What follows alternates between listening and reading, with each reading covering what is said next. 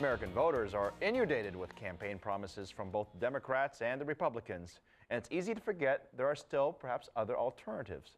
Jill Stein is a presidential candidate for the Green Party, and she offers us her solutions for rebooting the U.S. economy. Under both establishment parties, we've been accelerating in the wrong direction, and it's really hit a critical state of affairs.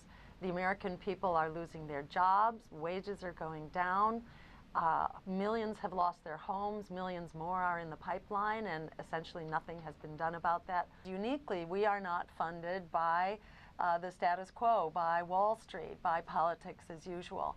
So we are putting on the table real solutions to create 25 million jobs, put America back to work, and create a green economy that can put an end to climate change and that also makes wars for oil obsolete. You're proposing a Green New Deal for America.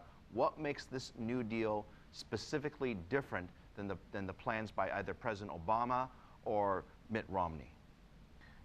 Mitt Romney and Barack Obama are basically recycling the same old tax breaks for the wealthy, tax breaks for large corporations. We did this in 2009. In fact, we've been doing it for the last couple of decades.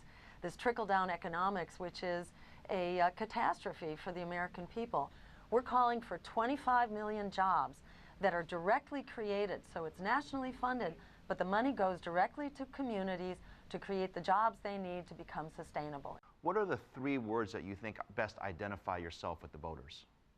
Public interest, jobs, and health care for everyone. And I would include in that education as a human right. We need to bail out the students and the homeowners, not the bankers who got us into this mess.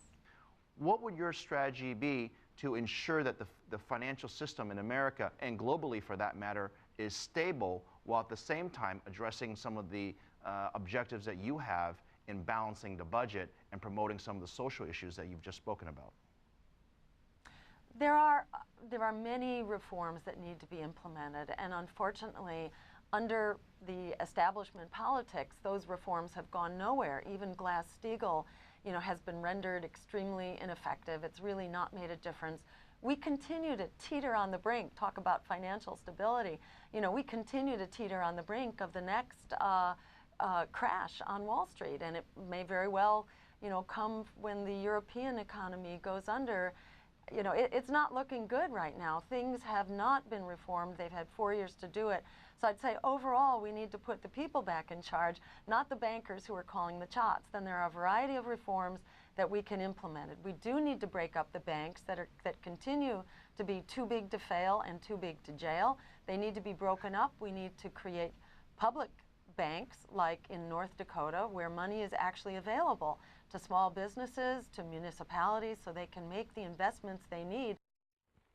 Certainly breaking up the banks doesn't make her a big fan of the banks.